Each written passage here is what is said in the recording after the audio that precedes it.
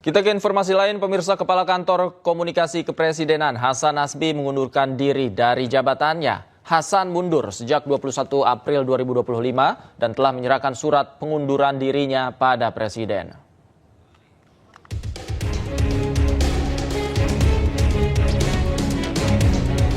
Pendiri lembaga politik Cyrus Network, Hasan Nasbi mundur dari jabatannya sebagai Kepala Kantor Komunikasi Kepresidenan. Ia menanggalkan jabatan itu sejak tanggal 21 April 2025 lalu. Hasan meminta masyarakat dan semua pihak tidak terlalu ambil pusing dan heboh atas pengunduran dirinya. Terkait pengunduran dirinya, Hasan Nasbi mengklaim telah menyerahkan surat pengunduran diri kepada Presiden Prabowo Subianto melalui Menteri Sekretaris Negara Prasetyo Hadi dan Sekretaris Kabinet Teddy Indrawijaya. Kabar mundurnya Hasan dari jabatannya dikonfirmasi melalui unggahan akun Instagram Total Politik Selasa pagi. Sudah pernah saya sampaikan kepada khalayak dalam beberapa tayangan podcast bahwa kalau ada sesuatu yang sudah tidak bisa lagi saya atasi, atau kalau ada persoalan yang sudah di luar kemampuan saya, maka tidak perlu ribut-ribut, tidak perlu heboh-heboh. Kita pun harus tahu diri dan kemudian mengambil keputusan untuk menepi.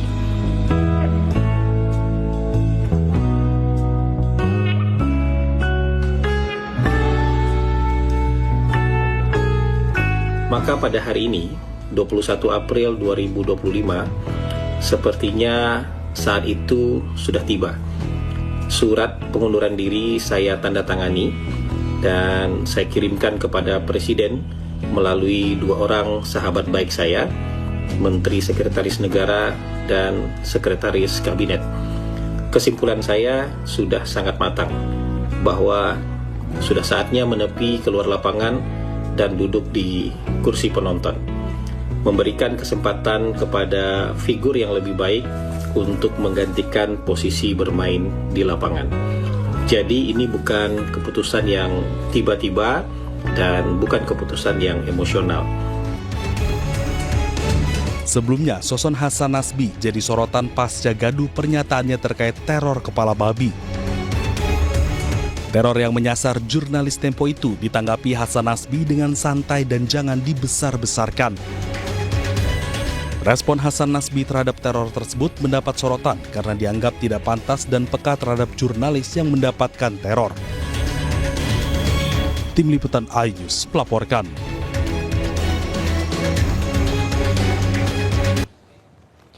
Sebelumnya Hasan Nasbi jadi sorotan pasca pernyataan kontroversialnya terkait teror kepala babi. Respon Hasan dianggap tidak berpihak pada jurnalis yang menjadi korban teror tersebut.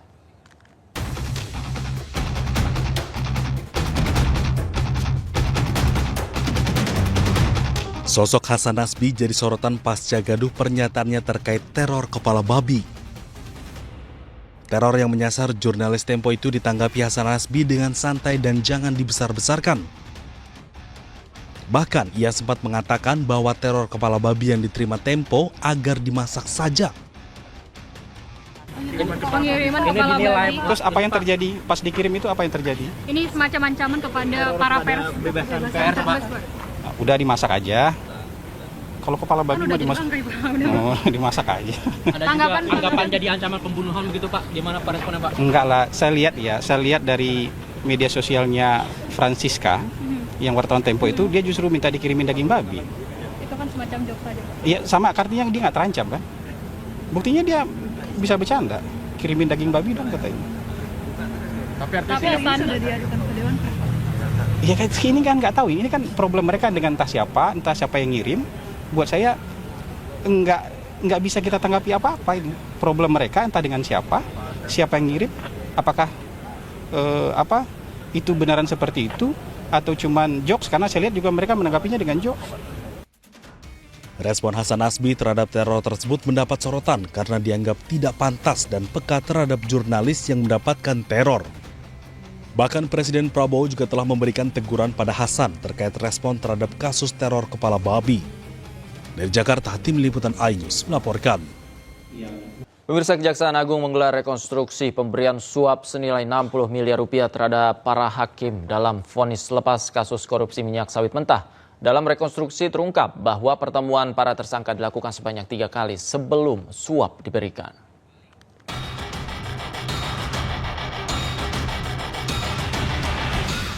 Kejaksaan Agung Republik Indonesia menggelar rekonstruksi pemberian suap dan gratifikasi senilai 60 miliar rupiah untuk para hakim pemberi vonis lepas kepada 3 terdakwa korporasi dalam kasus korupsi izin ekspor minyak sawit mentah. Reka adegan ini melibatkan 8 tersangka, terdiri dari 4 tersangka hakim penerima suap dan 4 tersangka pemberi suap.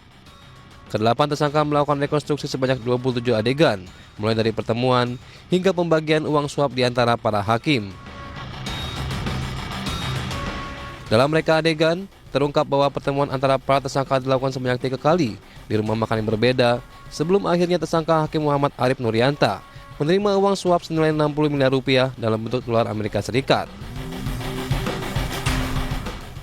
Reka adegan ini dilakukan untuk membuat lebih terang konstruksi kasus suap dan gratifikasi para hakim dalam memvonis lepas 3 terdakwa korporasi. Tim Liputan iNews melaporkan. Sementara itu, Kejaksaan Agung menyebut rekonstruksi kasus dugaan suap penanganan perkara dan perintangan penyidikan yang melibatkan 3 hakim dilakukan untuk memberikan gambaran yang lebih jelas tentang peristiwa yang terjadi dan untuk memperoleh kesesuaian keterangan para tersangka yang tertuang dalam berita acara pemeriksaan.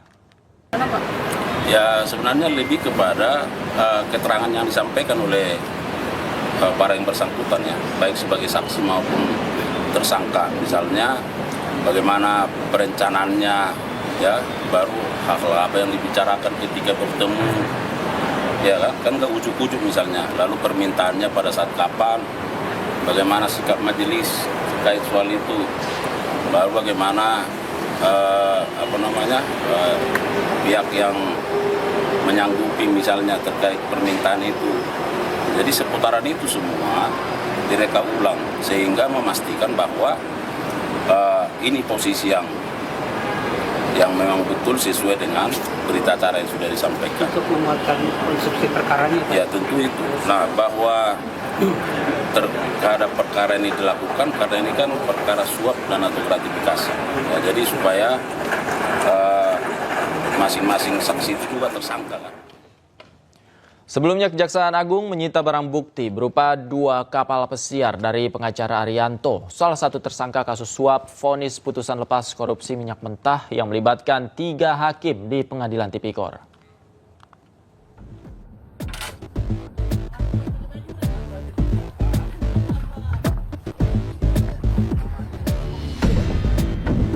Dua buah kapal pesiar milik salah satu tersangka kasus suap vonis putusan lepas korupsi minyak mentah bernama Arianto disita penyidik Jampitsus Kejaksaan Agung di Jalan Dermaga Marin, Pademangan, Jakarta Utara.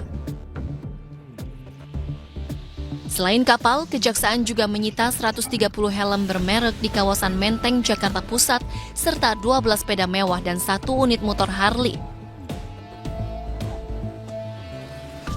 Selain 2 kapal pesiar, Kejagung juga menyita 3 unit mobil mewah dari tersangka Arianto.